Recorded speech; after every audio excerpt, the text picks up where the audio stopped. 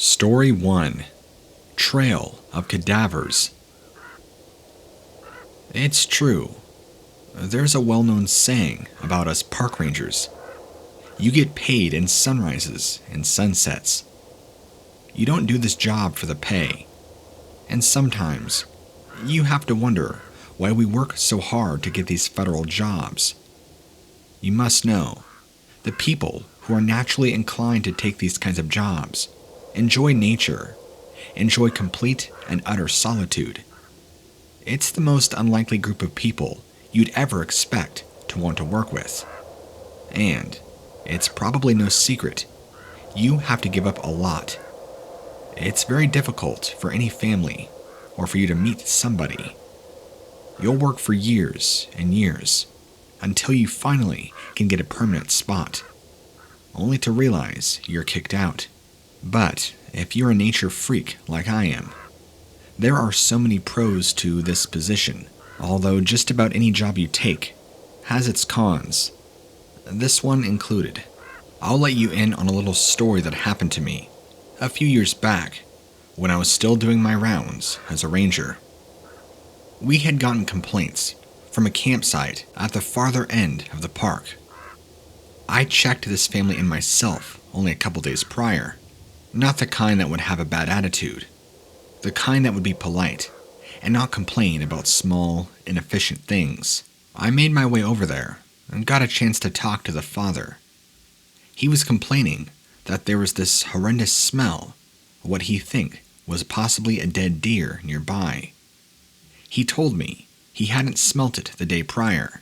I went to go check it out myself because when somebody tells you this, you naturally become curious. Now, my first thought was that maybe some coyotes had gone upon a deer, or maybe a doe had just recently died and started rotting and stinking. You never know. So, I go back behind the camp. Everything seems okay. I travel a little further, maybe 30 to 40 yards, and there we go, bingo. In this tiny little crevice in the ground, I found a doe. Well, at least part of her. Her spine and innards had been torn out from her stomach and chest. This was a very violent death, something natural predators don't normally seem to do. I've seen the way mountain lion kill, and I've seen the way wolves and coyotes kill. They're all very similar to an extent. They eat the cadaver. They tear things apart. But not like this. This seemed like it was done with human intention or force. This animal also appeared to have broken forelegs, as if something grabbed it, held it down, and tore its body open. It was unusual and very grisly. The other odd piece of it too was that the smell wasn't coming from this doe. In fact, even though this doe had appeared to be dead for a couple days now, was currently bloating, and there were some maggots about, it actually didn't really have much of a smell for whatever reason. And the campers, being about 40 yards away, should not have smelt it at all. Maybe the wind was picking it up. I wasn't sure. It just didn't make much sense to me. So, I disposed of this cadaver or whatever was left. That's when I got a call on my radio, saying that another camper on the other side of the park was also complaining of a very similar situation. An overpowering stench of rotting dead animal, and was convinced there was a bear around. I worked my way all the way to the other end of the park and spoke to this individual, a middle-aged man who was camping by himself, complaining about the same thing as the other family, a horrendous stench of death. Although this time, when I investigated, I went about as far as 100 yards outside of his camp into the forest. I couldn't find a trace of the smell, nor could I find the smell myself, or see any reason why there would be such a smell. I had asked him again, the last time he smelt it, how often had he been smelling it, and he said it would come and go, and only started smelling it in the past day. I did another thorough investigation by myself but could not find anything. That was the end of that day. About 2 days go by, and I don't hear anything, any more complaints. The park is somewhat busy, which is even more of a surprise that I didn't get any complaints about that particular thing, which I guess is also a good thing. Hopefully, whatever it was had passed, although it's common to find dead animals, sometimes. It wasn't common, the way they were dying, or the way people were describing smelling them, but I guess I didn't think that much of it at the time, considering it was only 2 individuals that made a small complaint. This is where my story ties its ends. I very distinctly remember this day. I can remember it was pouring down rain, or at least throughout the day, we're having bouts of rain. And I got a complaint from an elderly lady and her husband who seemed to be long-term campers. She complained that she had heard some sort of screaming and smelt the awful same stench that had been described to me by previous campers. A scream, I wondered. After inquiring more about it, she described it as maybe a deer or something. Possibly coyotes tearing apart a deer. She wasn't sure. This caused me to investigate further, and maybe I would get to the source of this weird thing going on. But to be able to smell that in the pouring rain and with all the humidity out, which means it had to have been strong. Now, this part of the camp I was at, or part of the park, the brush and forest were much thicker than other areas. Even more of a surprise that she could smell it, which would mean whatever the odor source was had to have been close by. I think I made it maybe 60 or 70 yards in before I finally found the source. After making my way through the brush, I saw what it was that was the source of the smell, and I stopped and had to cover my mouth for fear that I would scream or yell. What I saw in front of me was this large, what I thought was a man, pitch black from head to toe, and built very wide, large shoulders, no neck, and kind of a pointed cone head, barrel-like body, long gorilla-like hair, kind of like orangutan, where it's so long that it kind of hangs off you. Whatever this thing was that I was looking at, I caught it in the act. It had a doe in its hands, and right before my eyes, grabbed its head, and twisted its head and neck completely off of its body, as if it was a mere piece of paper. The motion was completely effortless, and the deer, if being close to dead, was now dead, no questions asked. It did it so smoothly and so fluidly, I don't think that deer even had time to even blink. After the head was pulled off, there was of course lots of blood. This thing grabbed the deer by the back of the legs and threw it over its shoulder like a hunter would who had just killed a rabbit, and casually walked off. The smell of death and rotting meat followed with it due to the fear of not being believed, mocked, or potentially losing my job. I never said a word to anybody and kept it to myself. I ended up telling the elderly lady that the situation was taken care of and that it was just a dead deer eaten by coyotes, and we would have it taken care of for her. After that, I never saw anything like that again. So I don't know if this was a Sasquatch or what it was, but maybe it was coming through the area to hunt. That's just a guess. I don't know anything about them, but I guess that would make sense if they're anything like us humans. Thank you for taking the time to listen and read my story. Story 2. Watched from the Trees. I've told a few of my close mates about the same story, and I know they always come to the same conclusion. It was probably some unknown animal. But I've been in the woods a lot, and I'm not exactly sure what unknown animal would mean.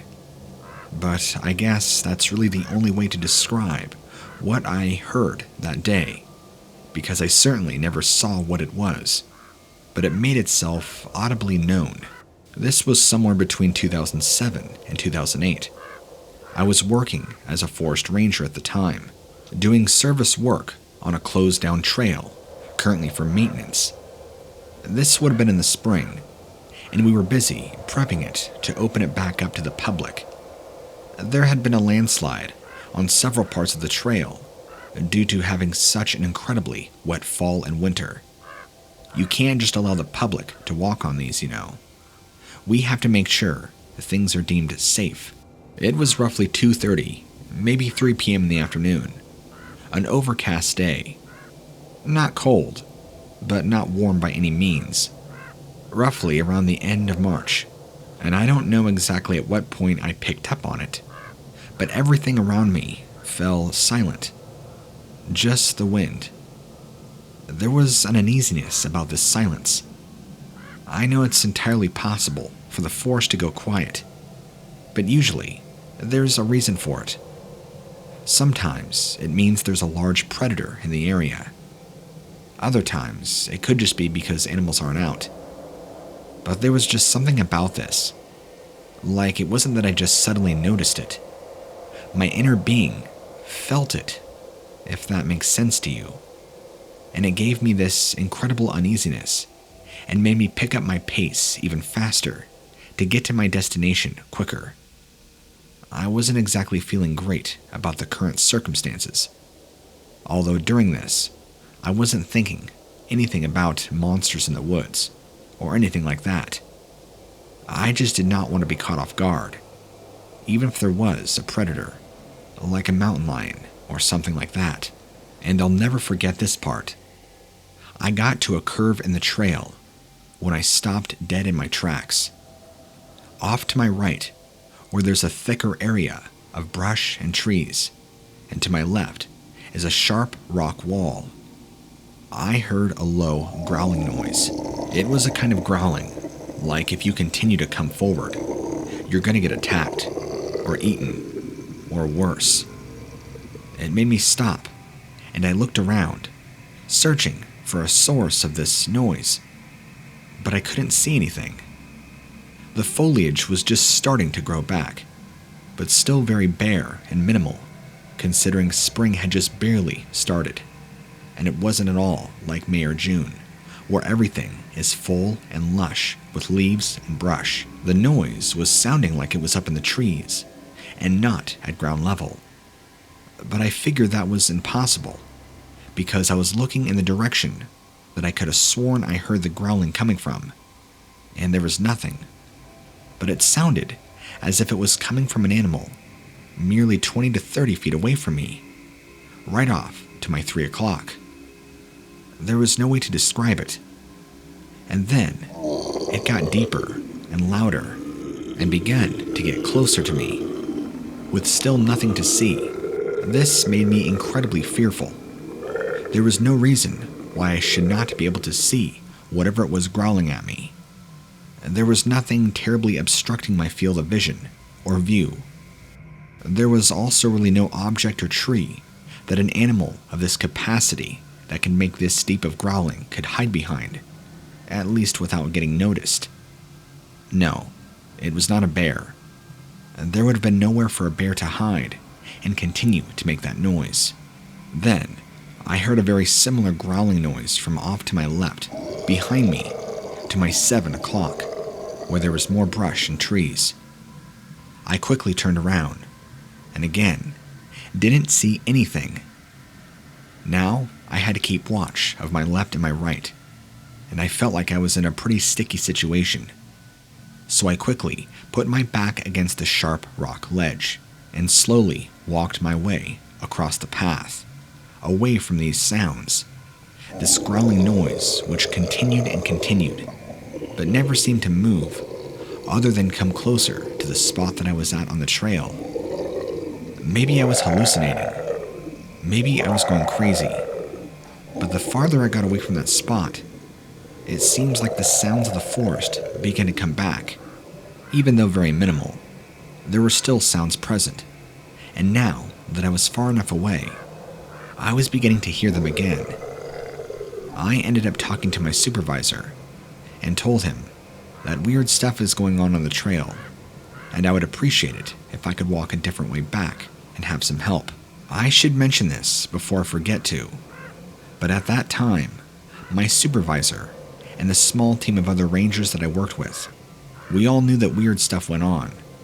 None of us were strangers to it, and although we didn't mention anything to the public or to anybody else, we all talked about it, so I felt very comfortable opening up to my supervisor and telling him what had happened. He completely understood. Anyway, I'm sorry if my story isn't all that exciting, but I'm pretty sure it was something other than a wolf or a bear, because neither of those animals make that kind of deep growling. I wish I could tell you what I suspect it was, but I never saw it. Maybe, in some crazy horror science fiction world, it was potentially camouflaged. I don't know. I'll never know. But what I do know is weird stuff like this has gone on in the woods for long, long periods of time. Long before I ever became a ranger. If you, or someone you know, has a story or encounter they would like to share with me and read to my channel, please submit it to stories@whatlurksbeneath.com. You can find the email in the description below.